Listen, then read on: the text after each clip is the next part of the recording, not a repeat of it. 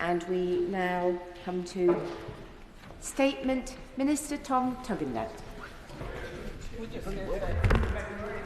Thank you, Madam Deputy Speaker. With permission, I will make a statement on Lord Walney's report titled Protecting Our Democracy from Coercion. Lord Walney was appointed in 2019 to advise the government on political violence and extremism, and throughout the course of his review, laid before Parliament yesterday and available on gov.uk, he has consulted an extensive evidence base and engaged government, public bodies, international partners, academia, civil society and those personally affected by violent disruption and extremism. Lord Walney's timely and compelling report identifies a rising tide of extremism in this country.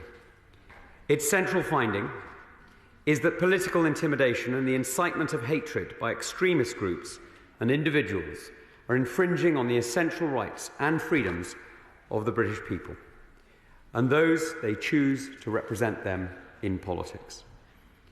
In recent months, we have too often seen intimidatory and aggressive protest activity with frequent disruption to our democratic process, be that protests outside MPs' homes, council meetings, or indeed shutting down events where people have been speaking, indeed from all sides of this House. Lord Walney eloquently describes the threat posed by the extreme right as well as the extreme left, whose activists, in his words, systematically seek to undermine faith in our parliamentary democracy and the rule of law. This has a very real impact on the elected representatives who choose to dedicate themselves in service to the public. Lord Walney highlights the 2023 Local Government Association survey, finding that 70% of local councillors felt at risk at least some of the time whilst fulfilling their role. It also has an effect on the public servants working to make their communities a better place up and down the country. Now, I was particularly struck by the section on protests at schools. The purpose of schools, I'm sure we can all agree, is to educate our children, to teach them and to teach students how to think, not what to think. Our teachers must be free to do this without fear or favour. While it's right that schools consult parents on sensitive issues, it is not their job to appease pressure groups, self-appointed community activists or religious institutions. And that's why I was deeply concerned by the aggressive protests targeting schools detailed in Lord Walney's report. It is unacceptable that in Birmingham, one assistant head had to be escorted in and out of their school for their own safety. It is unacceptable that in Batley, a teacher and his family are reportedly still in hiding after being accused of blasphemy. There is no right not to be offended in this country. No religion or belief system is immune from criticism or exempted from our liberal democratic tradition. Blasphemy laws are incompatible with British values and principles. The effect that these incidents have had is utterly unacceptable. Every politician and public servant at all levels across all parties must be able to perform their duties without fear.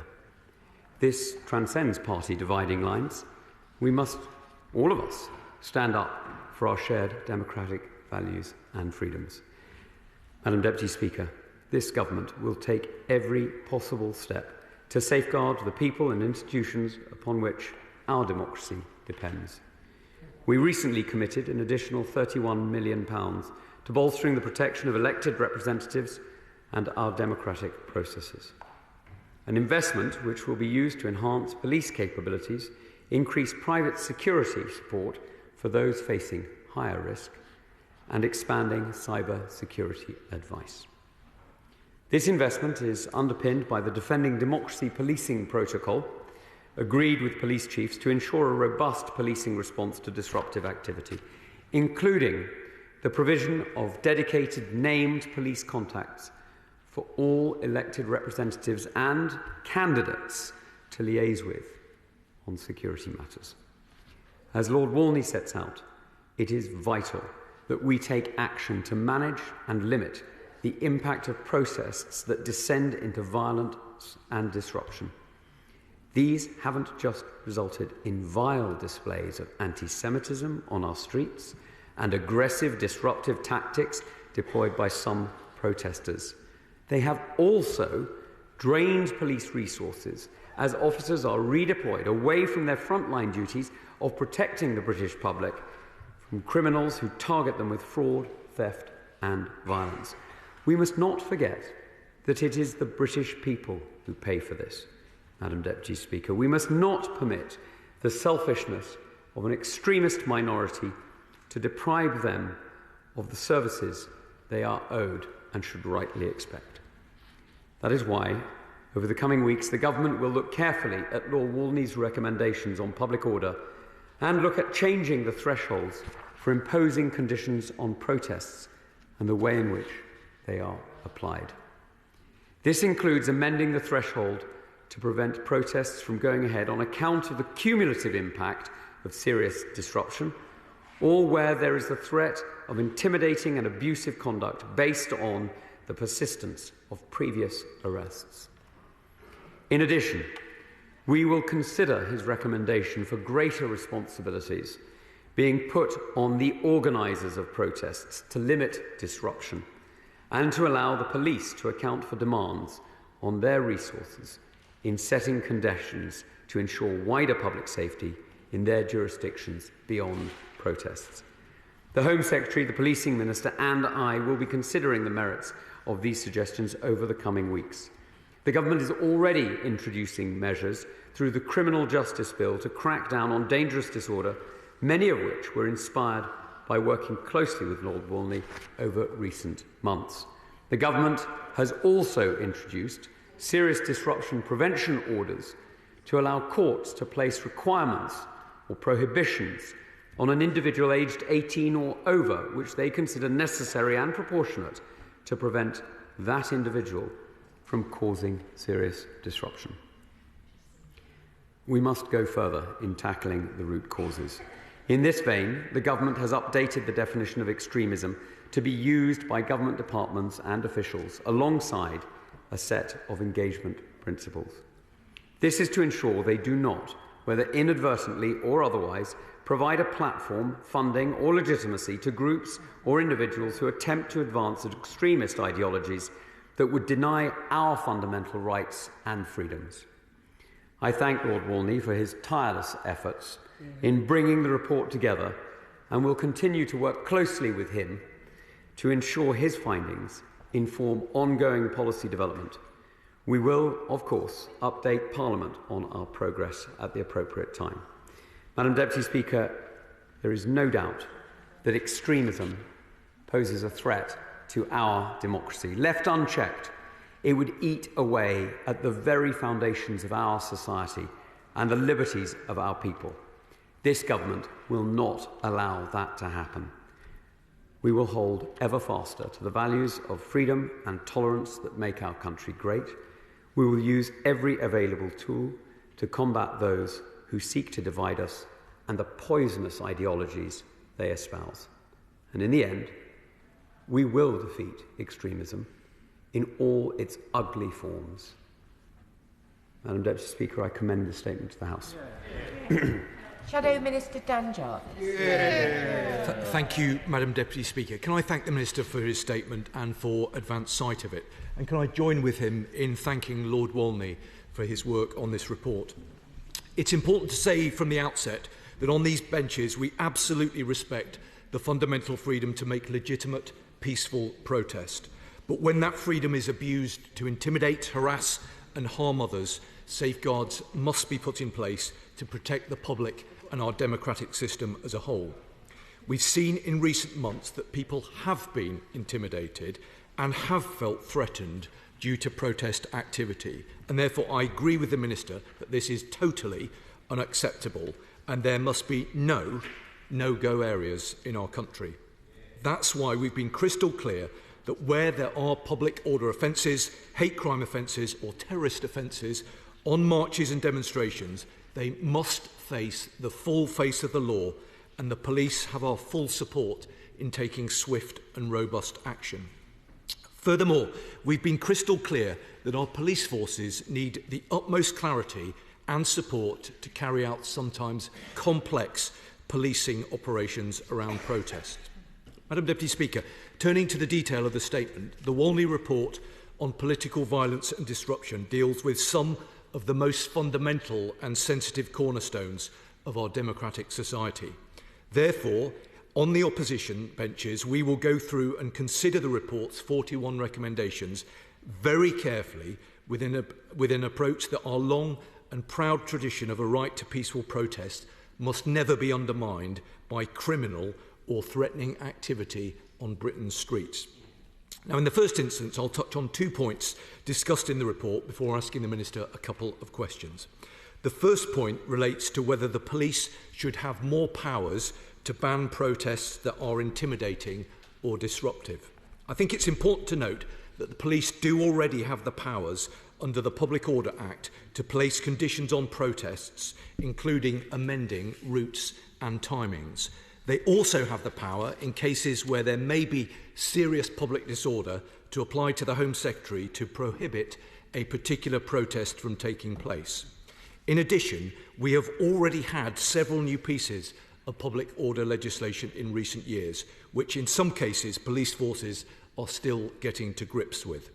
With this in mind, we believe that focus should be on making the existing framework work to make sure that the police can take robust action against those engaging in hateful or criminal behaviour on our streets. That said, we will look at this recommendation in more depth and see what the government brings forward, because it is vital that everyone in our country feels safe on our streets. Madam Deputy Speaker, the second point I wanted to touch on relates to protest organisers paying policing costs. The report's recommendation raises a series of practical considerations about which organisations would be forced to pay and under what circumstances. Again, we think the focus at the moment should be on making existing legislation work. But, like with the rest of the report, we will examine these recommendations in more depth and see what the government comes forward with. Now, before coming on to ask the Minister a couple of questions, I would also like to welcome the report raising serious concerns about the growing intimidation of members of this House and of local councillors. The Minister knows that we will continue to support the government through the Defending Democracy Task Force in their important work, and he knows that I stand ready to work closely with him to support him in the vital work that he's doing in this area. Madam Deputy Speaker, moving to questions on the report. It has been published amidst some activity across government to counter extremism, bolster community cohesion and protect our democracy from malign forces, not least the work underway in DLUC after the publication of the definition of extremism in March and the work of the Defending Democracy Task Force. Therefore, can I ask the Minister to explain how other relevant ministers in other relevant government departments will be involved in the preparation of the government's response to the Walney report? Also, Lord Walney's work started in 2021 and entirely understandably had to be revised in the aftermath of the 7th of October attacks. Whilst of course there had to be proper consultation and careful thought applied to such important matters, does the Minister think that it would have been helpful if this report had been published sooner? Can I also say to the Minister that the counter-extremism strategy is 9 years out of date, the hate crime strategy is now 4 years out of date. What plans does he have to update them? Madam Deputy Speaker, to conclude, let me be clear. We on this side of the House will work to ensure that these threats are countered. We will work to defend the values of freedom and tolerance that are the cornerstones of our democracy, and we will work to defeat all those who seek to harm and undermine our way of life. In that, we will be unrelenting. May I thank the Honourable Member for his comments and the way in which he's approached this. He's always been extremely pragmatic in areas of national security and certainly a very capable partner with whom I've been able to work. So I'm grateful for his approach today. I'm also particularly grateful that he's looked at this report and looked at certain areas like the question of where costs should lie, and is open to looking at the question seriously. Because when we look at it, we see that football clubs have to contribute to the cost of policing matches. We look at the fact that Wimbledon has to contribute to the cost of policing tennis. And yet here are organisations costing tens of millions of pounds in policing costs a year, but doing so as though it was their own private fiefdom. Strikes me as a very odd way of behaving. Now, I also welcome the approach in which he has come to the Defending Democracy Task Force and the support for which he's offered it today. Let me just answer his questions briefly. He knows as well that DLUC are an important participant in this discussion, and we'll be discussing with them and, of course, with other relevant departments, including the Ministry of Justice, how to take these recommendations forward and which ones to adopt and how. I'm sure he'll understand that I'll update the House in the usual way at the appropriate time, and I also am grateful for his support on that. Chair of the Intelligence and Security Committee, Sir Julian Lewis. Thank you, Madam Deputy Speaker, and I personally find it reassuring that this matter is being debated by two gallant honourable members who first met, I believe, fighting extremism in a foreign country. May I particularly draw attention to Lord Walney's recommendation 20 about requiring people organising repeated protest marches to contribute to the cost of policing. Last Sunday, the relatives of the wartime telegraphist air gunners held their commemoration service in a nearby church rather than at the Fleet Air Arm Memorial on the seafront at Lyon-the-Solent, because to do the latter would have involved a road closure and policing for which their little association would have to have paid. Even if one says that there should be a wider regime where political protest is concerned, after one large protest on a particular cause, the repetition of the same protest week in, week out, possibly for intimidatory purposes, certainly should not be cost-free to the organisers.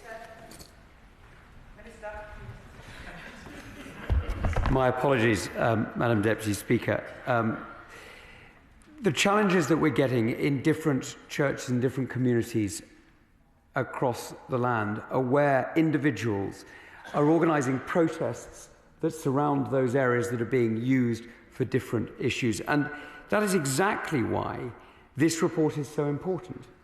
Because when people assemble in sites that should otherwise be free for groups to associate in, whether it is churches or whether it's village halls, the importance is that our democracy is able to be performed there. Because actually what my right honourable friend was talking about there, it may not sound like it's part of the democratic process in the sense that it's not party political, it's not a ballot box, it's not an election, but it is part of the democratic process in the sense it's about people getting together, people being able to associate together, people being able to feel a place in our community and know that they're part of a rich tradition, all the way from those Fleet Air Arm telegraphists, all the way to those who are serving today.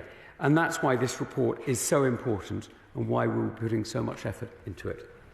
SNP spokesperson Alison Thewliss. Thank you very much, Madam Deputy Speaker. And we on these benches stand firmly against intimidation, against violence and extremism anywhere. We stand against anti-Semitism and Islamophobia and hate in all its pernicious forms. But can I say that this report is not it? It does not go anywhere near tackling the causes of hate and violence.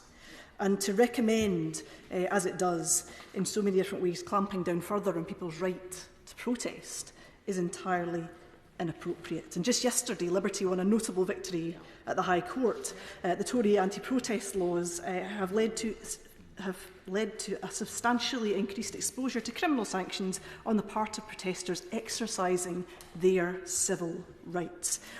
It found that the Home Secretary had failed to consult groups who may be affected. And when we debated the SI on which this court case was founded last year, I criticised the wide and vague definitions within that statutory instrument, which has led the government to the challenge that happened. We certainly do not need more illiberal legislation, because that goes against democratic principles, does it not? And it is in this context that we have Lord Walney's doorstop of anti-democratic measures in front of us today. And I would note, Madam Deputy Speaker, he has a serious conflict of interest in this matter, as he paid advisor to defence and oil and gas interests. That is in his own records, is a matter of public record. So to say that there should be further restrictions on groups like Just Stop Oil or on anti-war demonstrators really does smack of a conflict of interest on this. And as somebody who's been in many, many protests over the years, it certainly strikes me that the author of this report has been on very few by his lack of understanding of such protests, how they are organised and the types of people that attend them. I would also like to ask the Minister if he would take the opportunity to clarify what the Prime Minister said the other week when he bracketed people who support the democratic self-determination of their country in the same bracket as those who support extremist regimes around the world. Scottish nationalists are not extremists. We have been asking for our independence for a very long time and in democratic ways. I also wish to, Madam Deputy Speaker, it's a very long report. I also wish to criticise in particular recommendation 4 in this report, which says serious incel-related violence in the UK should not be routinely categorised as terrorism, which I think is extremely worrying, and I would ask him to reconsider that. And in the online space, I feel there are a lot of contradictions there, saying that platforms should not use AI, but the police should be empowered to. Thank you. Thank you, Madam Deputy Speaker. The Honourable Lady and I have a slightly different perception on many things, that's true, but certainly on liberty, because over the last few weeks, over the last few months indeed, I've seen members of our community terrified to walk on the streets of our country. I've seen people from particularly the Jewish community, but many others as well, fearful that the radicalisation and violence threatened by some of the protests is threatening them. I've also spoken to friends of mine in the Muslim community who are terrified that their own children are going to be radicalised into groups that are advocating violence. Now, I think it is the job of this government, of any British government, to defend the interests of all our citizens. And I make absolutely no apology for standing up against extremism, whether it targets Jews, whether it seeks to target young Muslims, whether it seeks to target anybody. It is simply unacceptable. Now, the suggestions that Lord Walney has set out are just that. They are suggestions. They are suggestions that the government will look at, will consider, and will come back to. I'll update the House as soon as we've been able to do that. But I'm afraid if liberty means anything, it means the ability to travel freely to the synagogue on Saturday, to the mosque on Friday, and to the church on Sunday. It means to be free from intimidation. It means the ability to enjoy life in the United Kingdom free of those pressures and terrors. Now, this government will always stand up for those freedoms. Sir Desmond Swayne. Madam Deputy Speaker, having organised a number of demonstrations myself, I'm nervous at the prospect of being invited to contribute financially to their policing. Nevertheless, clearly there are public order issues and issues of great public nuisance, not least to retailers and people going about their commercial business and ordinary people going about their business. And where you have a repeated series of demonstrations, can I suggest that the government explore the possibility of confining them to a static demonstration, be it at Speaker's Corner or elsewhere? The Honourable Member makes right Honourable Member, forgive me, my right Honourable friend makes a very good point, because what he's touching on is some of the issues that are covered by Lord Walney's report. And he also highlights, I think, a very important aspect, which is the fact that time and time again we have seen protests stretching and spreading and being allowed effectively to close down large areas of a city or a town, when the reality is the point is made long before the march. Thank you, Madam Speaker. The Right Honourable Minister would know that I have fought extremism since I've been in this place, and I continue to do so. I fought against it in Birmingham over the Trojan Horse Schools matter, and I continue to do that. I deplore right-wing extremism. I myself, against me, Madam Deputy Speaker, have had death threats, which have gone to the police. I've come here, I've gone to the OIPC, and the latest report I've had back from the West Midlands Police is that they're not prepared to take any action. I would proceed further with the IOPC. This is the issue in terms of protection for members that's raised in this report, and when members don't get that, when people are there, has there been outside schools in Birmingham, Hall Green, and has there been intimidating candidates in Batley and Spen? That is not appropriate, and I hope that this report leads to some conclusions on that. Could I first of all start by paying huge tribute to the Honourable Member for Birmingham, Perry Barr. He has been a voice of sanity and a voice of courage, actually, for many, many years on many of these issues. His leadership on the Trojan Horse scandal was inspirational, and his voice of clarity in standing up for members of the British public who do not wish to see their children or themselves pushed into supporting extremist ideologies has been an example to many of us. So I am enormously grateful for his support on this, and I'd be delighted to work with him on the appalling issues that he's faced himself. Michael Fabricant. Lord Walney has come up with a marvellous report, and I'm not surprised. I'm not surprised. I knew him when he was a Member of Parliament, and he was an excellent Member of Parliament too. He talks in his report about preventing protests from going ahead on account of the cumulative impact of serious disruption. And he's right to identify that. It is intimidatory, and as my right honourable friend has already said, many Jewish people, Muslims and others are frightened of going on the streets because of it. But my question is this. If this now leads to more legislation from this government, how certain is he that individual police forces, and in particular the Metropolitan Police, will implement these new laws? Can I thank my right honourable friend? He'll be delighted to know that the noble lord, the Lord Walney, is still a Member of Parliament. He just has the misfortune to sit in red, not green. The truth is that many police forces are taking action already and are doing so very effectively. It is sad that some police and crime commissioners, or those who hold that office, do not always feel that it is their role to insist that that leadership is offered. And there, of course, he's speaking of London. The truth is, we may need legislation, but we don't necessarily. At the moment, we need decisions. Alison Carmichael. Thank you, Madam Deputy Speaker.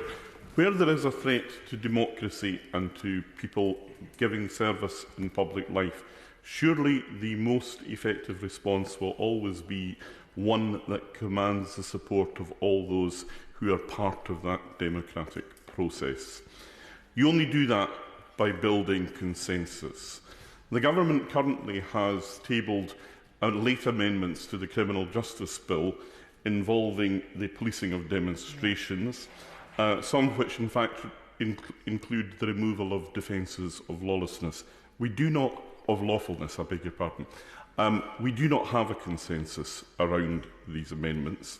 So can I ask the Minister if he would go back to the Home Office, get the agreement of his department to pause these amendments and to convene talks involving all parties to see if we can build a genuine consensus in this House and beyond, because that is surely the best and most effective threat to the extremists.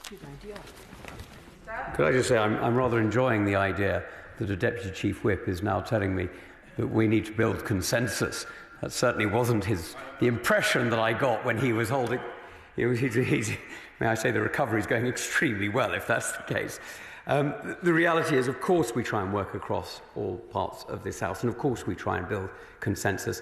But I'm here to serve the British people, not the whims of other members. Miriam Cates. Thank you, Madam Deputy Speaker. And I welcome this report and thank Lord Walney for his excellent work in producing it. The report contains 78 references to social media, and of course social media has been absolutely instrumental in allowing extremists not only to organise but also to spread their message, and the algorithms of course of social media absolutely reward radicalism, fake news and division. So Lord Walney makes some excellent recommendations, but does my honourable friend also think, like me, that it is the anonymity of online accounts that have been particularly pernicious? In real life, when we speak, our free speech comes with accountability. It doesn't online because there are so many anonymous accounts. So does he agree with me that one thing the government should look at, and this is something also supported by my honourable friend, the member for Stroud, is whether or not anonymous accounts are actually appropriate in a democracy, and cracking down on those would go a long way to sorting out this problem?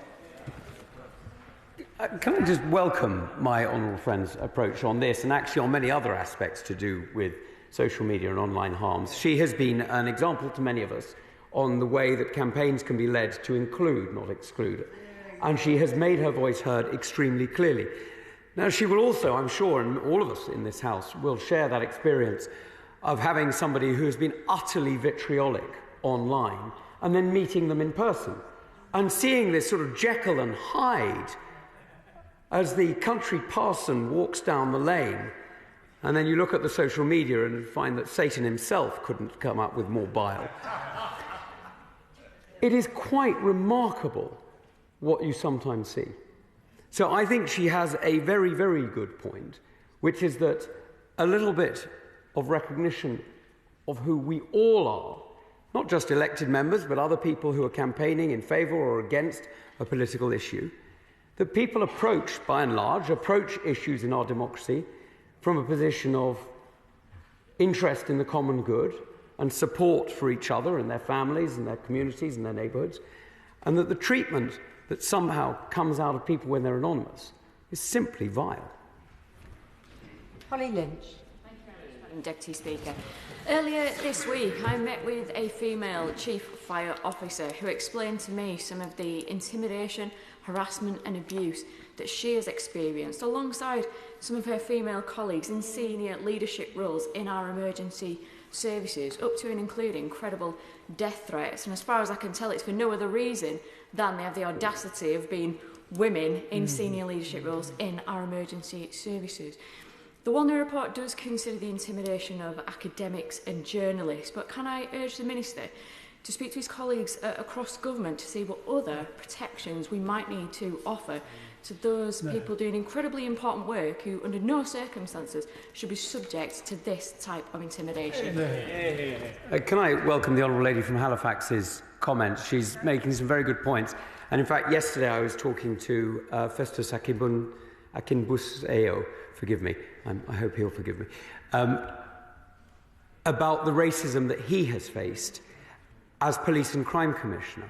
Now, whether you're in a public-facing role in our emergency services, in our ambulance crews and our police crews and our fire crews, or whether you're in an elected position, either as all the way from the Prime Minister through to the parish councillor, the idea that you should face hostility at all is unacceptable. But the idea that it should be targeted because of your sex, your race, your gender, or your religion is simply unacceptable. Now, this country is extraordinary for many reasons, and one of the reasons I love about it is the fact that many people from many different backgrounds have come and found their home here and have found their voice here and made it strongly. And the transformation that has made to our country for the good is remarkable. I'm hugely proud of it. And to see it silenced by people, as she says, because they happen to be a female fire officer, is simply unacceptable, and I will certainly talk to the Policing and Fire Minister to see what more we can do. Sir Christopher Cho. Madam Deputy Speaker, will my right honourable friend accept that it would be wrong for members of Parliament and candidates at the next election to be intimidated into not disclosing their home addresses on their nomination papers? Because if we change the rules or the conventions on that, then in fact we're giving in to these threats. Will my right honourable friend also accept that if you hire a public hall for a protest meeting, you are liable for public liability insurance? And might it not be better to say that if you are organising a large public event in public open space, that you should also be liable for public insurance? So that wouldn't that be a better way of doing it, rather than expecting fees to be paid to the police? Well, as usual, I will listen very carefully and look at the suggestions my honourable friend makes. As for addresses, I don't think the election system is going to change between now and the second half of the year, as we learn.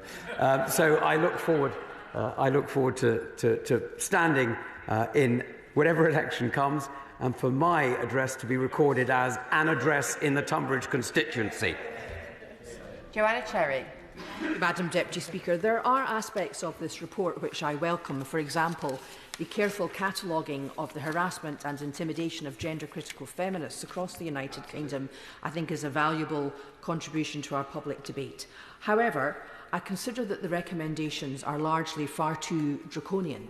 Now, the Joint Committee on Human Rights, which I chair, has repeatedly stressed that public authorities, including the government and the police, are under a negative obligation not to interfere with the right to peaceful protest and a positive obligation to facilitate peaceful protest.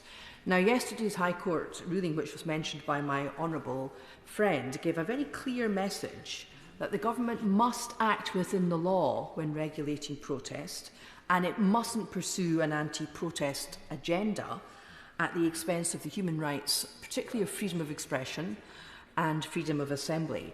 So what I would like to hear from the Minister is a cast iron assurance that protection of freedom of expression and freedom of assembly and the right to protest will be at the heart of the Government's consideration of the recommendations in this report.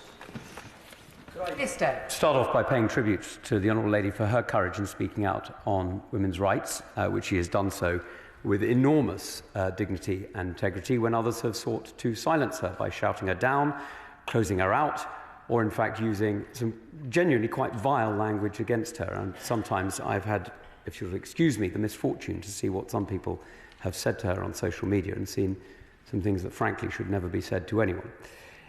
Her approach, as usual, is pragmatic, and I'm grateful for that, because this is a challenging report. And the points that she makes about having the civil rights to assemble and to debate and to discuss are, of course, absolutely correct. This government is not trying to, and will never try to, silence the British people. Hearing the voices of our fellow citizens in the ways in which they choose to express them is, of course, part of a democracy. But the ways in which they choose to express them is also mitigated by the ways in which we choose to live as a community. And those choices we call laws, as she knows, and my learned friend is absolutely right in holding all of us to the principles that we've agreed in advance. What we're looking to do here is to make sure that those agreements, those prior agreements, those laws, reflect the reality that everybody has the right to express their views, to live freely in our society, and extremism and extremists have no place in it. Tom Hunt. Madam Deputy Speaker, this is a welcome statement. I have discussed some of these issues with Lord Walney before. I think he's an incredibly thoughtful individual. This is an incredibly thoughtful report, and I think some of those ridiculous smears we heard earlier are completely unnecessary. When it comes to protests, I don't believe there should be, as somebody, of course, who believes in the freedom of protest, do I believe there should be an unlimited, totally unfettered right to cause huge disruption to the majority of people who just want to go about their lives, no matter the economic costs? And that includes, for example, Suffolk Constabulary having resources pulled to help out manage some of these protests. No, I don't think there should be a totally unfettered, unlimited right. So I think if this report can help address that, that would be very welcome. I just want to know whether my right honourable friend would agree with me that when it comes to hate, and whether that's anti-Muslim hate or some of the anti-Semitism we've seen in recent months, it should be tackled as it's happening, hate should be tackled as it's happening, and be seen to be tackled as it's happening, not simply after the event. Can I thank the honourable member for his comments? He's absolutely right. Although we have seen the police taking some very good action on some of these protests, I think I'm going to be slightly out on the numbers, so I hope Madam Deputy Speaker, you'll forgive me, but I think it's about 600, 700 people now have been arrested following on from the protests that we've seen regularly on these Saturdays and on these weekends, and about 50 or so have been arrested under the Terrorism Act, which is just to say that these are not small arrests. These are serious crimes that the police are dealing with. But I have to say I agree with my honourable friend, and this is a point I'd like to make extremely clearly. And it's a point that was made to me by a middle-class Muslim family, not in my constituency, who have been friends for many years. And one of them said to me something that really struck home very, very hard, which is that they have been trying to protect their teenage kids, as we all do, from the kind of hatred and inspiration to hatred that is now all too prevalent online, through social media, and sometimes through other means.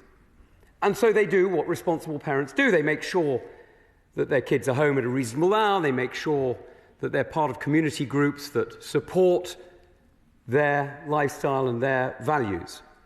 And then they see, broadcast on national media, the kinds of despicable hatred that inspires people to radicalisation, to extremism, and sadly, in their case, as my friend put it, it's not your son who's likely to go and be radicalised into Islamist hatred, it's mine. And he was right, I'm afraid. He's absolutely right. And I think it is the responsibility of this government, and any British government, to protect the interests of every British citizen. And I think it would be, frankly, racist and deeply unacceptable to consider that the radicalisation of one child is worth more or less than another. It isn't, and it's wrong. And that's why we'll stand up about it, and that's why he is absolutely right that some of these protests are not just public order offences. They are incitement to radicalisation and hatred and should be treated as that immediately. Clive Lewis. Thank you, Madam Speaker. I want to put on record there have been things said on both sides of this House that I agree with, but I fundamentally disagree with this report. And I want to put on record my commitment to the protection of democracy and the rights that have been hard-won and that we enjoy today. But this report contributes nothing to that. In fact, it undermines it. And a legal mind, an expert on these matters that I spoke to this morning, who had the pleasure of reading all 300 pages last night, told me it was broad, sprawling, poorly written, littered with errors, not proofread, entirely confused, and frankly, ludicrous. And I'll give you an example, Madam Deputy Speaker, which the Minister may perhaps be able to comment on. The government, section 1.12, it's just one of many, the government can convene a process to examine the potential issue of juries acquitting defendants and judges applying laws differently when they are transgressed in the name of progressive causes like climate change and anti-racism.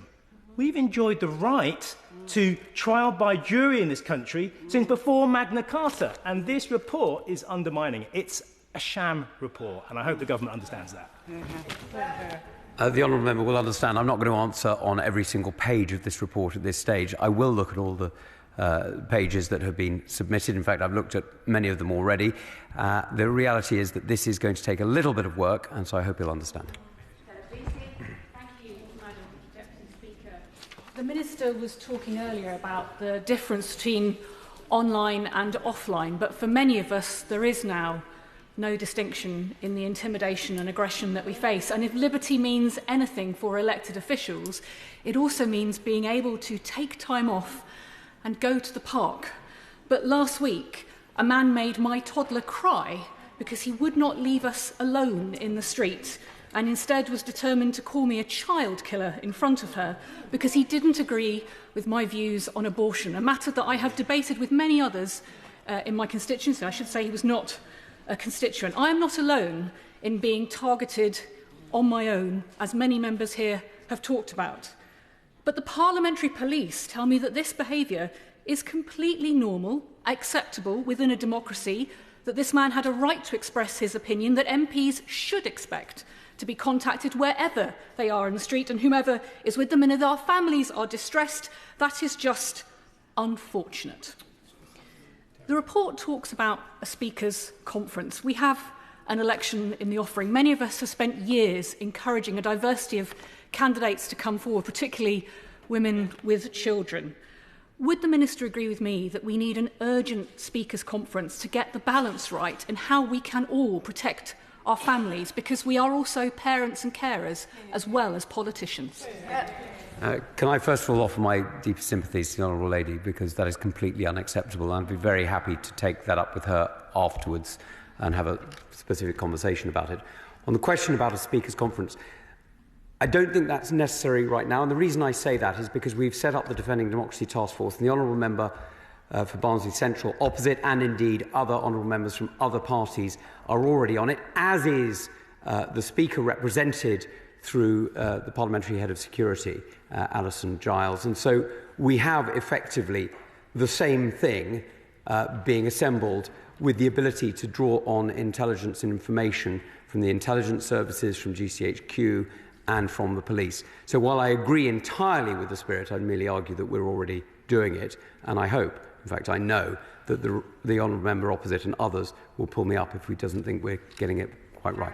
Caroline Lucas. Thank you, Madam Deputy Speaker. I stand against extremism and hate and violence in all its forms, but I still think that this report is extraordinarily dangerous, draconian and undemocratic, and the pretence that it is in any way independent is totally undermined by a quick glance at the register of interests of its author, who works for both lobby companies that represent arms manufacturers and fossil fuel companies. Can the Minister, at the very least, reassure us that the Government will reject Recommendation 27, which is the recommendation which undermines jury trial on cases related to climate change and anti-racism? Will he instead uphold our great legal tradition of allowing juries to decide as they see fit?